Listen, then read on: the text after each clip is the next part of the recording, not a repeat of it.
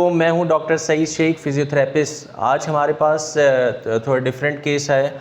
इनको pots disease थी, diagnose इनका पॉट्स डिज़ीज़ के साथ हुआ और उसके बाद फिर इनको ऑपरेट किया गया। इनकी हिस्ट्री ये है कि 55 year old mail, non case of HCV, CLD, chronic liver disease.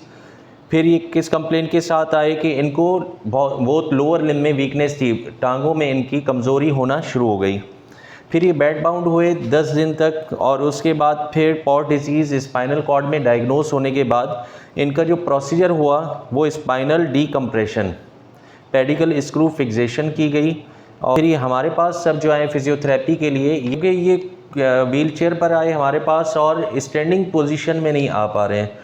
तो हम इनकी कंप्लीट असेसमेंट करेंगे, देखेंगे कि हम फिज़ियोथेरेपी में इनके लिए क्या कर सकते हैं। आपके अल्लाह ना करे किसी के घर में अगर ऐसी डिज़ीज़ हो, स्पाइनल कॉर्ड का मसला हो, डिज़ीज़ में हम जो असेसमेंट करेंगे अपर लिम्ब और लोअर लिम्ब दोनों की असेसमेंट करेंगे। बाबा पाँव को ऊपर उठाइए, पैर ऊपर उठाइए। आप देख सकते हैं इन्होंने जैसे पूरे लेग को ऊपर उठाया लेकिन इनके नी फोल्ड हो रहे हैं। इसका मतलब है पावर इनकी +3 है आउट ऑफ 5। बाबा इसको ऊपर उठाइए, इसकी भी पावर +3 है आउट ऑफ 5। 5 पावर होनी चाहिए, कम से कम 4 होनी चाहिए। एक नॉर्मल इंसान की 4 पावर तो होनी चाहिए। ऊपर उठाइए, हाथ ऊपर नहीं, मेरे हाथ को पकड़िए, ऊपर उठाइए, बंद करें, ज़ोर से बंद करें। फिर दूसरा हाथ ऊपर उठाइए, बंद कीजिए, ठीक है। हाथ की पावर कदरे बेहतर है। लेकिन अब जो हम इनकी मूवमेंट करवाएंगे, एक एक तरीका आपको बताएंगे कि किस तरीके से हम मूवमेंट करवा सकते हैं। इनकी वर्जिश जो करवाएंगे हम, उसका तरीक़ेकार मैं आपको बताता हूँ। सबसे पहले आप इनकी एंकल पंपिंग करवाएंगे।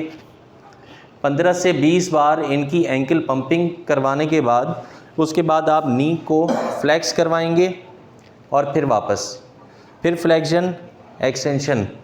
ये सारा तरीक़ेकार जो वर्जिश का है वो 15 से 20 रिपीटिशन के साथ दिन में 2 से 3 बार करवाएंगे ताकि पेशेंट को कोई भी मसल कॉन्ट्रैक्चर ना हो, सख्ती ना हो, बेड सोर से पेशेंट बचा रहे।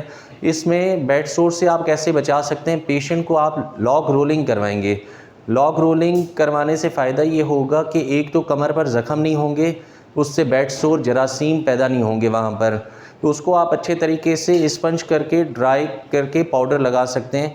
तो पेशेंट की अगर स्किन पर पसीना नहीं होगा, पेशेंट की स्किन वेट नहीं होगी, तो इंशाल्लाह जरासीम भी नहीं होंगे उसमें। आपको इस कंडीशन में सफाई का बहुत ज़्यादा ख्याल रखना होता है। पेशेंट की बैक जो है बड़ी मुतासिर है। आप पेशेंट की बैक देख सकते हैं। कमर ऊपर उठाइए बाबा, कमर ऊपर उठाइए, कमर यहाँ से 1 2 3 4 5 यहाँ तक पेशेंट उठा पा रहे हैं। लेकिन जब हम इनको खड़ा करते हैं स्टैंडिंग पोजीशन में, पेशेंट बिल्कुल भी अपने बैक पर सपोर्ट नहीं दे पा रहा है। वर्जिश में आपने देखा नी फ्लेक्शन, एक्सटेंशन हमने करवाया। उसके बाद फिर इसको हम कहते हैं SLR, स्ट्रेट लेग रेस। ये भी 15 से 20 बार आप परफॉर्म करवाएंगे और उसके बाद फिर एबडक्शन और एडक्शन, दोनों तरफ पाँव के आप ये परफॉर्म करवाएंगे।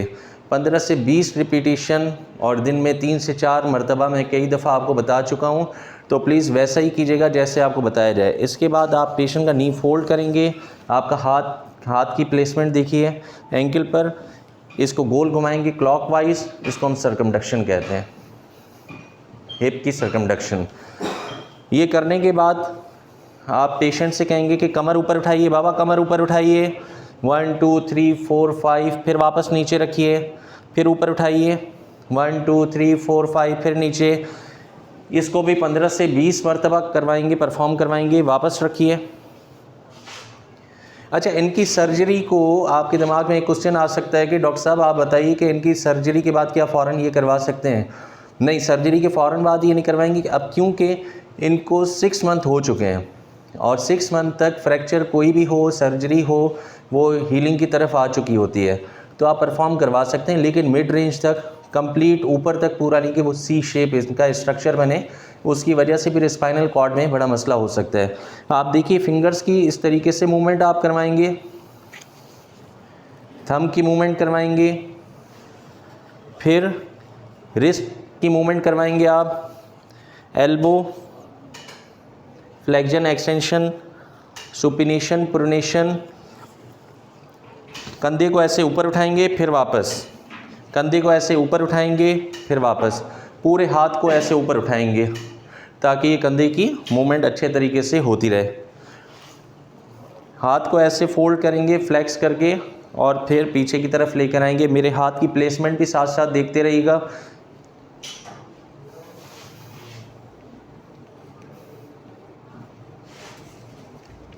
हाथ को गोल घुमाएंगे।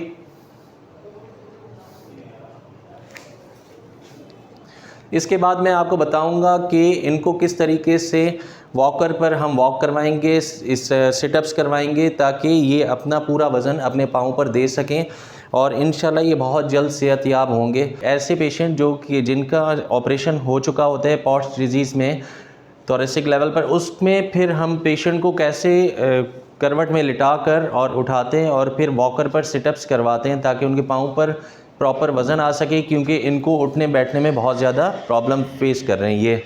आइए इनको पहले करवट से लिटाइए, करवट से बाबा, करवट से लेटिए, करवट से लेटें, करवट से लेटें। आप देख सकते हैं कि पहले हमने लॉग रोलिंग करवाई, करवट से लेटें, करवट से लेटिए। अब उसके बाद नीचे पाँव रखेंगे और यहाँ से चेस्ट से ऊपर उठाइए, शाबाश। देखिए, हाँ, पेशेंट को हमने इस तरीके से बिठाया और पेशेंट, सबसे पहले पेशेंट को एकदम से आपने बिठाया और कहेंगे फ़ौरन से ये नहीं कहेंगे कि उठ के खड़े हो जाएं, क्योंकि पेशेंट इसमें पोस्चरल हाइपोटेंशन में जा सकता है, उसका ब्लड प्रेशर जो है लो हो सकता है। पेशेंट से हम कहेंगे कि दोनों हाथ अपने प्लेस करें वॉकर पर।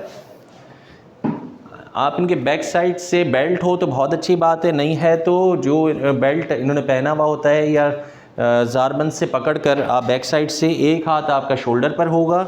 ये उठाने का तरीका आप भी यहाँ से रखिए, इधर शोल्डर से ये वाला हाथ रखें और बैक साइड से यहाँ से पकड़िए।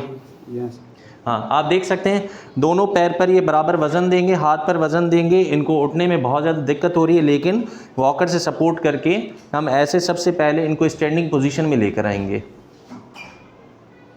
फिर वापस बैठ जाइए।